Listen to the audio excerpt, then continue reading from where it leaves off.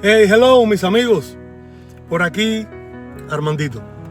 Y me alegra una vez más poder comunicarme con ustedes a través de este medio. ¿Cuántas veces has dicho con sinceridad, ya lo perdoné? Sin embargo, basta con volver a encontrarte con esa persona, escuchar su nombre o recordar lo sucedido para que reaparezca la misma opresión en el pecho. Entonces surge la duda, ¿realmente lo perdoné o solo intenté convencerme de que lo hice? Durante mucho tiempo, muchos aprendimos una idea del perdón basada casi exclusivamente en las emociones. Se nos enseñó que perdonar equivalía a dejar de sentir el dolor, a olvidar inmediatamente lo ocurrido o a reaccionar como si la ofensa jamás hubiera existido. Sin embargo, cuando observamos con atención el lenguaje bíblico, descubrimos una realidad mucho más profunda. El Nuevo Testamento utiliza el verbo griego aphiemi, una palabra que significa dejar ir, soltar, despedir, enviar lejos o cancelar una deuda. No describe una negación del sufrimiento ni una amnesia forzada. Describe una liberación. Si no comprendemos esta diferencia, podemos pasar años cargando heridas que Cristo ya nos mostró que no estamos llamados a sostener. Por eso es importante entender que el perdón bíblico no consiste en fingir que no pasó nada. Tampoco implica justificar el mal o minimizar el daño recibido. Significa dejar de vivir encadenados a aquello que ocurrió. Muchas personas permanecen frustradas porque creen que perdonar exige olvidar instantáneamente, pero las Escrituras nunca presentan esa exigencia. La Biblia no ordena borrar la memoria como si fuéramos máquinas programadas para eliminar archivos dolorosos. Lo que sí enseña es algo mucho más serio, que es impedir que la deuda espiritual del pasado continúe gobernando el presente. Y existe una diferencia enorme entre recordar una herida y seguir sintiéndote prisionero de ella. Y la Biblia nos enseña que es posible recordar sin permanecer atado. Puedes saber perfectamente lo que ocurrió sin volver a vivir bajo el dominio de ese acontecimiento. Comprender esta distinción cambia completamente nuestra manera de entender el perdón y también nuestra relación con Dios y con los demás. Imagina por un instante que alguien te hirió profundamente.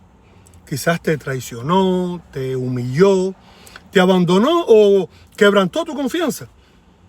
Pasan los días y afirmas, ya lo perdoné. Sin embargo, algo dentro de ti parece permanecer igual. Lo ves, lo recuerdas y la misma tensión regresa. Entonces comienzas a pensar que el problema eres tú. Tal vez te dices que te falta madurez espiritual, necesitas más fe o más tiempo de oración. Pero quizá el verdadero problema no sea una falta de espiritualidad. Tal vez nunca te enseñaron qué significa perdonar de verdad. Muchos han convertido el perdón en una obligación emocional. Si todavía duele, concluyen que no perdonaste. Si aún lo recuerdas, piensan que continúas atado. Pero esa interpretación no surge de una exégesis cuidadosa de las Escrituras. Nace de la presión religiosa. Y la presión religiosa produce culpa, no produce libertad. La Biblia no exige una amnesia selectiva, tampoco afirma que el mal dejó de ser malo. Lo que sí enseña es una administración diferente de la deuda. Tú ya no eres el custodio de esa deuda pendiente. La persona que te hirió no debe seguir gobernando tu corazón. El pasado pierde su derecho de ejercer autoridad sobre tu paz. Y aquí aparece una revelación decisiva. El concepto que transforma nuestra comprensión no es simplemente la palabra perdonar, sino el significado profundo de afiemi. Afiemi significa soltar, significa dejar partir aquello que seguimos reteniendo. Significa cancelar una obligación y liberar lo que estaba sujeto. En tiempos del Nuevo Testamento se utilizaba precisamente para describir la acción de poner en libertad algo que permanecía retenido. No se trata simplemente de sentir menos enojo, se trata de soltar verdaderamente. La imagen puede entenderse de otra manera. Imagina que llevas tu teléfono en el bolsillo y sin darte cuenta mantienes abierta una aplicación que consume constantemente la batería. Aunque no la estás utilizando activamente, sigue funcionando en segundo plano, agotando la energía del dispositivo y ralentizando todo lo demás. El resentimiento actúa de forma parecida. Tal vez no piensas en la ofensa cada minuto del día, pero continúas alimentándolo interiormente y sigue consumiendo tu paz, tus fuerzas y tu capacidad de disfrutar el presente. El perdón bíblico no consiste en fingir que la aplicación nunca estuvo abierta ni en negar que hubo un daño real. Tampoco significa aprobar lo que ocurrió. Lo que cambia es que decides cerrarla, dejar de permitir que aquello que te hirió continúe ocupando espacio, consumiendo energía y gobernando tus reacciones. Eso es afiemi, dejar de darle al pasado acceso permanente a tu vida para que tu corazón vuelva a tener libertad para avanzar. No es negar la existencia de la herida, es negarle a esa herida el derecho de dirigir tu futuro. Es poder decirle al pasado, ya no te pertenezco. El corazón del Evangelio se comprende mejor cuando descubrimos que Dios no solo nos llama a perdonar, sino que primero nos mostró cómo hacerlo. Jesús empleó ese mismo lenguaje cuando enseñó a sus discípulos a orar. Perdónanos nuestras deudas, así como nosotros perdonamos a nuestros deudores. No estaba describiendo un simple ejercicio emocional ni una ceremonia religiosa destinada a aliviar la conciencia. Estaba hablando de una transferencia real del peso espiritual que produce la culpa. En la cruz también encontramos esa misma lógica. Cristo no realizó un acto meramente simbólico para inspirar a la humanidad. Él cargó sobre sí aquello que nosotros éramos incapaces de sostener. Redimió, abrió un camino nuevo y mostró que la culpa no tenía por qué convertirse en una condena perpetua.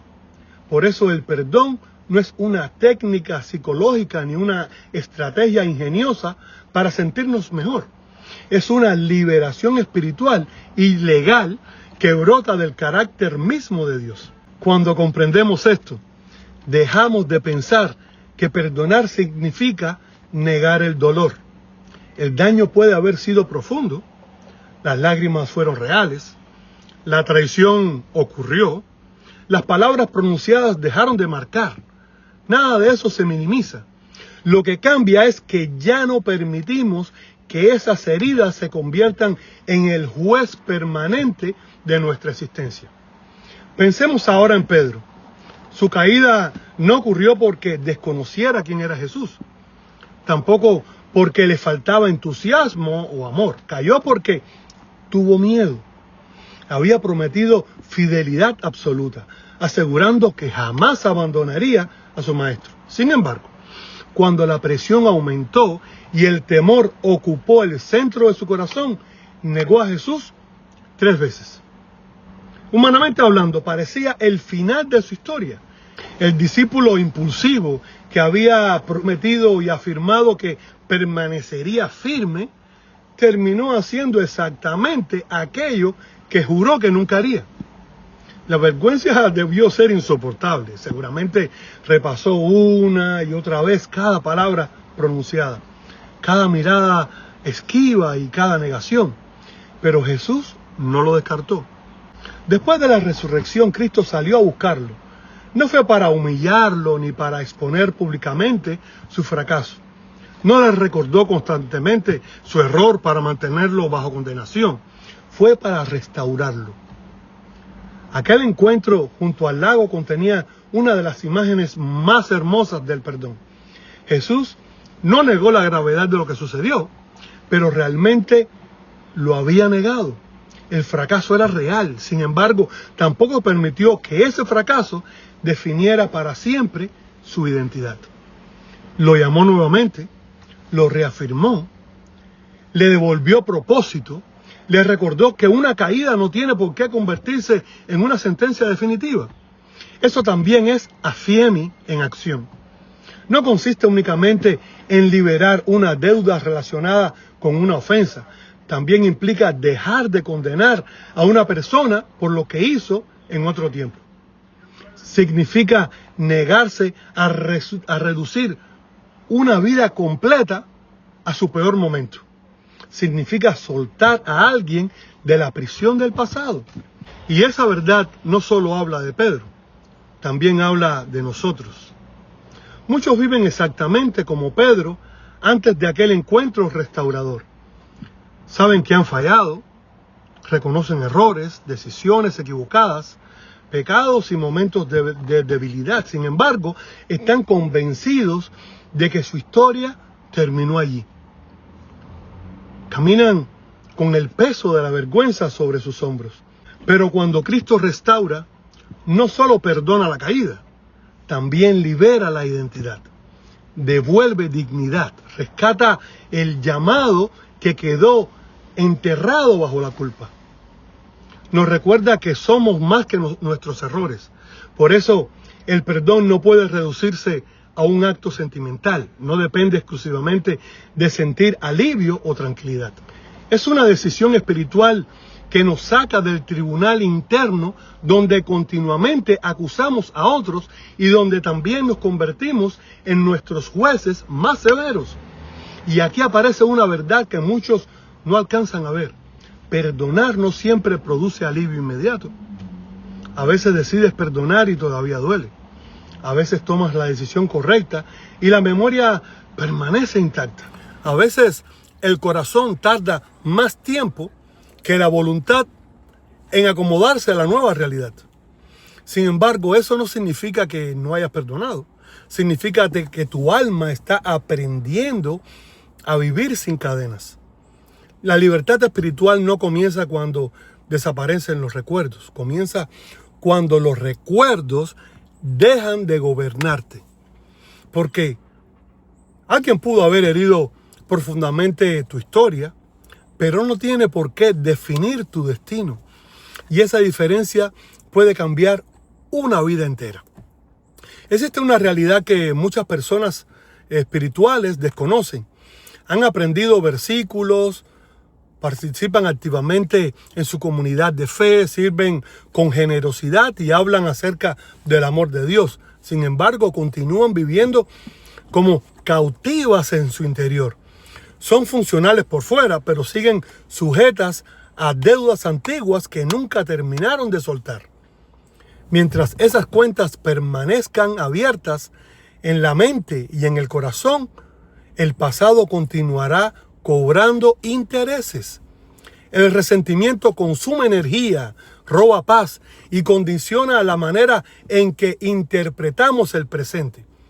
Precisamente por eso el significado de afiemi resulta tan transformador. Afiemi viene a cerrar esa puerta. No te dice nada ocurrió, no pretende negar la realidad ni reescribir artificialmente la historia. Tampoco afirma que el mal estuvo bien o que la injusticia debe aprobarse. Lo que enseña es algo diferente. Ya no eres responsable de cobrar esa deuda. El juicio pertenece a Dios. Tú puedes renunciar al derecho de la venganza o dejar de alimentar aquello que te mantiene atado. Eso es mucho más serio de lo que imaginamos, pero también mucho más sanador. Entonces surge una pregunta inevitable. ¿Cómo llevamos esta verdad a la práctica? El primer paso consiste en nombrar la herida delante de Dios. No escondas el dolor detrás de expresiones religiosas, ni trates de aparentar fortaleza cuando por dentro estás quebrantado. Dios no necesita actuaciones impecables ni discursos cuidadosamente elaborados. Él reconoce la verdad antes de que la pronuncies. Lo que desea es honestidad. Reconoce lo que te ocurrió. Exprésale tu tristeza. Háblale de la rabia, de la decepción, el abandono o la humillación. La sanidad comienza cuando dejamos de negar nuestras heridas. El segundo paso es tomar una decisión incluso antes de experimentar el sentimiento correspondiente. El perdón bíblico no siempre nace de una emoción agradable. Muchas veces comienza con obediencia. Consiste en decir: Señor, renuncio al derecho de seguir reteniendo esta deuda. La entrego en tus manos. No porque el daño haya sido insignificante, no porque el ofensor necesariamente haya cambiado, sino porque eliges no seguir viviendo esclavizado a lo que sucedió. El tercer paso consiste en reafirmar esa decisión cuando la memoria reaparece. Soltar no siempre ocurre de una sola vez. En muchas ocasiones es una postura que volvemos a adoptar cada vez que el recuerdo intenta recuperar el control. Habrá días en que la herida parezca distante, otros días el dolor volverá con intensidad inesperada. En esos momentos podrás recordarte: ya no vivo encadenado a esto, no pertenezco a ese cautiverio. Mi historia es más grande que esa herida. El cuarto paso consiste en permitir que la gracia te recuerde algo esencial. Tú también has sido perdonado. Quien comprende la magnitud del perdón recibido desarrolla una nueva perspectiva hacia los demás. Aprende a perdonar no desde una posición de superioridad moral, sino desde la humildad y la gratitud. Comprende que también necesitaste misericordia y que debes vivir sostenido por una gracia que jamás habías podido producir por ti mismo. Y para entender mejor esta verdad, basta con observar la vida de José. Sus propios hermanos lo traicionaron, lo vendieron, intentaron deshacerse de él y procuraron ocultar su responsabilidad. Humanamente, José tenía razones suficientes para alimentar resentimiento durante el resto de sus días. Nadie habría cuestionado su amargura. Sin embargo, cuando llegó el momento del reencuentro, respondió de una manera extraordinaria. No negó el mal que sufrió, no embelleció la traición, no llamó bueno a aquello que había sido perverso, pero tampoco permitió que el pasado pronunciara la última palabra sobre su existencia. Sus palabras transformaron el significado del dolor. Aquello que otros planearon para destruirlo, Dios lo encaminó hacia un propósito de bien. En esa respuesta encontramos otra dimensión del perdón. No se trata solamente de liberar una deuda, también implica permitir que Dios prescriba el significado de nuestras heridas. Esto continúa hablándonos hoy. Existen recuerdos que quizás nunca desaparecieron completamente, pero sí pueden perder su veneno. Hay cicatrices que permanecen visibles, pero dejan de gobernar nuestras decisiones. Hay experiencias dolorosas que, puestas en las manos de Dios, pueden convertirse en instrumentos de compasión, sabiduría y propósito. Cuando el Señor entra en nuestra historia, aquello que parecía una ruina definitiva puede transformarse en una plataforma desde la cual bendecir a otros. El perdón no consiste en afirmar que la herida jamás existió, consiste en decir que la herida no será tu prisión. Es retirar la llave para que la puerta vuelva a abrirse. Es permitir que el alma siga caminando. Y cuando comprendemos verdaderamente el significado de Afiemi, descubrimos que Dios no solo desea sanar aquello que otros hicieron contra nosotros, también quiere liberarnos de la esclavitud de permanecer amarrados a ellos. El perdón es un regalo que ofrecemos a quienes nos hirieron, pero también es un regalo que entregamos a nuestro propio corazón. Es dejar de cargar aquello que Cristo ya nos enseñó a soltar. Y eso no nos vuelve débiles, nos hace libres. Sin embargo, entender el perdón representa apenas una parte del camino. La otra mitad consiste en comprender la gracia que nos capacita para vivir de esta manera. Porque solo cuando entendemos la gracia, descubrimos cómo Dios pudo cancelar nuestra deuda y cómo esa misma gracia nos permite liberar las deudas de los demás. Y allí se encuentra el fundamento sólido de una vida transformada. Allí descubrimos que la libertad no consiste en olvidar, sino en amar sin cadenas. Allí comprendemos que el Evangelio no solo perdona a pecadores, también restaura corazones, devuelve esperanza y abre un futuro nuevo. Y esa es precisamente la vida que Dios desea para nosotros. Una vida libre, reconciliada y sostenida por la gracia que nunca deja de restaurar. Ahora los insto a replicar el acto de perdón que Dios tuvo con nosotros, también haciéndolo con nuestros semejantes. Sé que a veces no será fácil, pero es posible. Nos vemos en el próximo video sabiendo que este tema y otros los pueden encontrar en mi canal de YouTube, Réplica Bíblica por Armandito. Que Dios nos siga bendiciendo a todos.